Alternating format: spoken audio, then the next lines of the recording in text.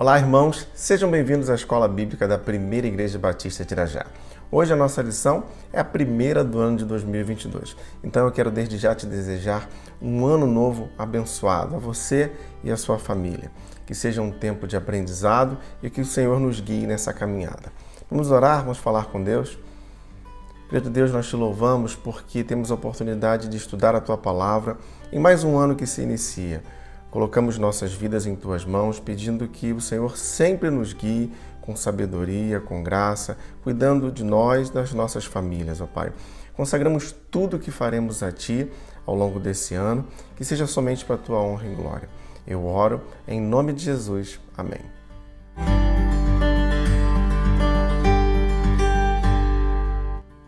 Nós estamos iniciando uma nova série de estudos sobre o livro de Êxodo, o segundo livro do Antigo Testamento. Esse livro ele tem um grande valor, não somente pelo seu aspecto histórico, mas ele nos mostra como Deus age na história em favor do seu povo a fim de cumprir os seus propósitos. No livro de Êxodo, nós vamos verificar a trajetória, as dificuldades e principalmente os livramentos enfrentados pelo povo de Israel até o cumprimento da promessa da terra prometida. Aquele povo de Israel, ele vivia oprimido, debaixo de uma dura escravidão, mas Deus toma a iniciativa de agir para a libertação do seu povo ao ouvir o seu clamor. E esse é o ensino central do livro de Êxodo. Deus dirige a história para realizar os seus propósitos. Cuida, protege e dá vitória àqueles que nele confiam. Os nossos estudos serão balizados pela revista Compromisso, da editora Convicção. O título da lição de hoje: Escravidão e Terror no Egito. Êxodo significa saída. O livro foi escrito por Moisés e parece haver nele uma continuidade natural dos últimos capítulos do livro de Gênesis. Tanto que, para o entendimento do livro de Êxodo, é preciso conhecer a vida de José, filho de Jacó. E esse registro encontra-se em Gênesis, dos capítulos 37 ao 50. José foi usado por Deus para que Jacó, seu pai, e seus descendentes fossem fixados no Egito. E essa mudança para a terra de Faraó era, na verdade, uma ação do próprio Deus a fim de que aquela família fosse preservada e multiplicasse de tal forma que viesse mais tarde a se tornar uma grande nação. Isso tudo só foi possível porque José chegara à posição de governador do Egito. Mas sua trajetória não foi tranquila até então. Ele foi vendido por seus irmãos como escravo, foi dado como morto perante o seu pai, foi acusado injustamente e preso, mas em todo o tempo Deus estava cuidando de tudo na vida de José, mesmo nos momentos mais difíceis. Todo o mal que José sofrera, Deus o tornara em bem. Essa é a sua própria percepção. Gênesis capítulo 50, verso 20. Vocês planejaram o mal contra mim, mas Deus o tornou em bem, para que hoje fosse preservada a vida de muitos. E assim, como governador do Egito, ele recebe a sua família que escapa da fome que assolava Canaã. Deus dirige a história para realizar os seus propósitos. De José a Moisés. Os anos passam e aquela família que se estabelece no Egito cresce de tal forma que Faraó há de sentir-se ameaçado diante daquela grande quantidade de estrangeiros vivendo em suas terras. Então, ele há de tentar impedir o crescimento dos israelitas. Mas é preciso observar que este já não é aquele Faraó que houvera colocado José como governador do Egito. Na verdade, a memória de José já não era mais presente naquela geração real. Êxodo capítulo 1, versos de 8 a 10. Então subiu ao trono do Egito um novo rei, que nada sabia sobre José. Disse ele ao seu povo: Vejam, o povo israelita é agora numeroso e mais forte que nós. Temos de agir com astúcia para que não se tornem ainda mais numerosos. E no caso de guerra, aliem-se aos nossos inimigos, lutem contra nós e fujam do país. Os israelitas, então, eles são submetidos à escravidão e trabalhos forçados. Além de, em certo tempo, o rei ordenar que todos os meninos nascidos de mulheres hebreias fossem jogados no rio Nilo. E é nesse contexto que Moisés nasce. Moisés tinha 2 irmãos, Arão e Miriam. Os pais de Moisés, Arão e Joquebede. Eles não jogam Moisés no rio Nilo como era a ordem real.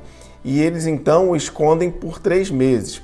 Quando já não era mais possível esconder o menino, porque ele já estava crescidinho, Joquebede o coloca em um cesto devidamente preparado e deixa à beira do rio Nilo. Acontece que o cesto de Moisés ele é achado pela filha de Faraó, que estava ali no canal para se banhar. Surpresa então, com o lindo menino, ela sabia que se tratava de um hebreu. Êxodo capítulo 2, versos de 6 a 10. Eu leio então a continuação dessa história que eu venho narrando. Ao abri-lo, viu um bebê chorando. Ficou com pena dele e disse: "Este menino é dos hebreus." Então a irmã do menino aproximou-se e perguntou à filha de Faraó: "A senhora quer que eu vá chamar uma mulher dos hebreus para amamentar e criar o menino?" "Quero", respondeu ela. E a moça foi chamar a mãe do menino. Então a filha do Faraó disse à mulher: "Leve este menino e amamente-o para mim, e eu lhe pagarei por isso." A mulher levou o menino e o amamentou. Tendo o menino crescido, ela o levou à filha de Faraó, que o adotou e lhe deu o nome de Moisés, dizendo: "Porque eu o tirei das águas." Assim, a própria mãe de Moisés, Joquebede, está cuidando do menino, recebendo salário para isso. Podemos perceber então nessa história a ação providencial do Senhor. Moisés, sendo criado por sua mãe, recebeu a cultura do seu povo, aprendeu os primeiros ensinamentos sobre o verdadeiro Deus e suas promessas e teve o seu pensamento moldado de modo a adquirir firmeza na fé e amor pelo seu povo. E esses traços e ensinamentos recebidos, mais tarde, farão diferença nas futuras atitudes de Moisés. Na corte de Faraó. Atos capítulo 7, verso 22, diz: "Moisés foi educado em toda a sabedoria dos egípcios e veio a ser poderoso em palavras e em obras." Então, no palácio, Moisés recebe uma educação principesca, uma vez que era filho da princesa herdeira, e ele também poderia chegar a ser coroado rei. Ele aprendeu sobre matemática, organização e funcionamento do governo, astronomia, agricultura, medicina, sexualidade humana, direito, arquitetura, enfim, todo esse cabedal de conhecimentos em diversas áreas que foi adquirido por Moisés ao longo de sua vida, eles serão vastamente utilizados quando Moisés estiver à frente do povo, até mesmo na formulação de suas leis e também na escrita de livros. Moisés é quem escreve os 5 primeiros livros da Bíblia, o chamado Pentateuco. E isso só foi possível porque Moisés fora alfabetizado. Eu faço aqui uma observação. Nenhum conhecimento deve ser dispensado. Tudo que o Senhor nos der a oportunidade de aprendermos, seja em qualquer área, tudo pode ser uma ferramenta nas mãos do Senhor para ser usada no seu reino. Então, busque sempre aprender em diversas áreas. Estude, dedique-se, entregue tudo nas mãos de Deus e responda em obediência ao seu chamado. Chegará o tempo que Ele há de usar essas habilidades que você tem no seu reino. Hebreus capítulo 11, versos de 24 a 26.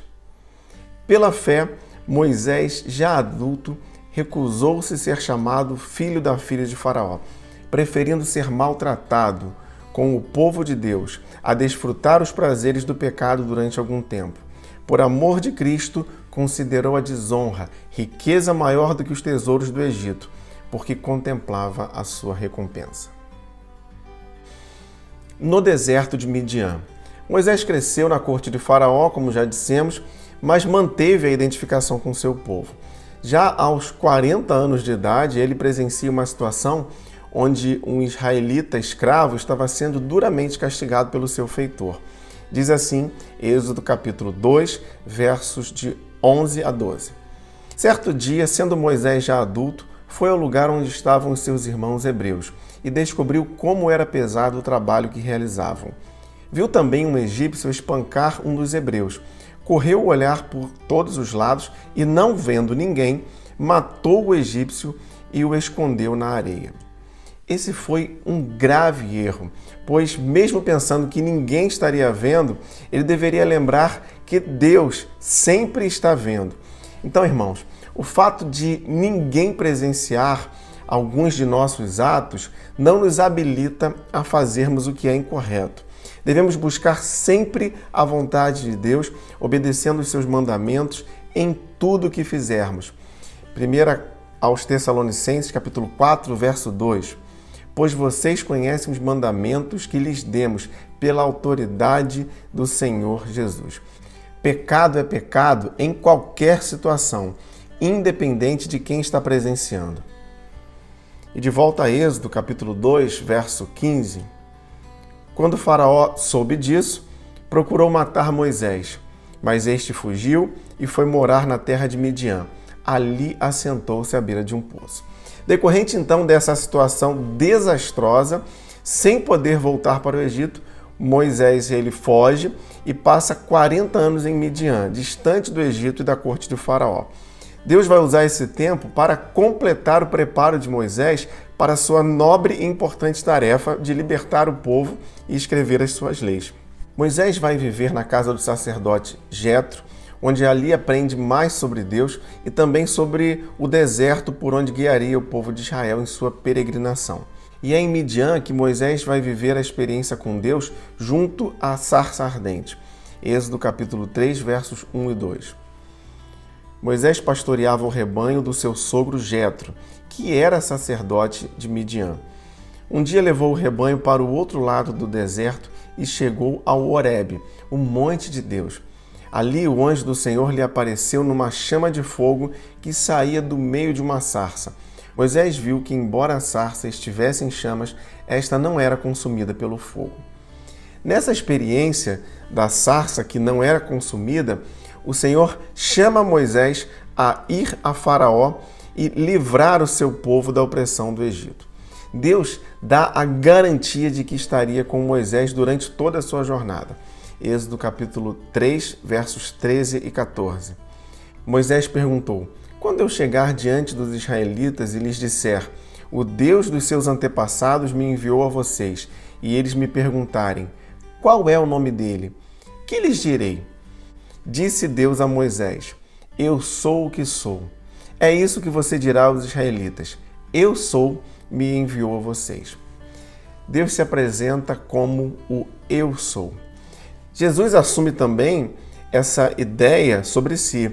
Evangelho de João, capítulo 8, verso 24. Eu lhes disse que vocês morrerão em seus pecados. Se vocês não crerem que eu sou, de fato morrerão em seus pecados. E ainda o verso 58. Respondeu Jesus, eu lhes afirmo que antes de Abraão nascer, eu sou. Diante da grande significação dessa expressão, eu sou, podemos de forma muito simples compreender que quem está chamando Moisés é quem tem tudo o que ele precisa. E assim também é conosco. Jesus é para nós tudo que precisamos. Ele é a luz, a porta, a água viva, o pão, o bom pastor, enfim. Deus provê a nós tudo o que precisamos através de Jesus. Assim como o Senhor em tudo proveu a Moisés durante a sua jornada. Concluindo então, vemos que Deus conduz toda a história a fim de que os seus propósitos sejam cumpridos. Mesmo o tempo de terror e escravidão vividos no Egito pelo povo de Israel, tudo isso estava debaixo do controle do Senhor. E ainda hoje, nós podemos até viver dias difíceis, sim, mas nada escapa ao controle do Senhor. O melhor então que podemos fazer é nos submetermos à vontade do Senhor e respondermos positivamente ao seu chamado para nós. Que o Senhor nos abençoe no estudo da sua palavra. Vamos orar mais uma vez. Querido Deus, eu te agradeço, ó Pai, pela tua palavra, que sabemos que ela é viva. Pai, que nós possamos sempre responder positivamente ao teu chamado, ouvirmos a tua voz e estarmos prontos a obedientemente atendermos ao que o Senhor deseja de nós. Toma cada uma de nossas vidas, nossas famílias, nós nos colocamos em Tuas mãos. Assim eu oro, em nome de Jesus. Amém.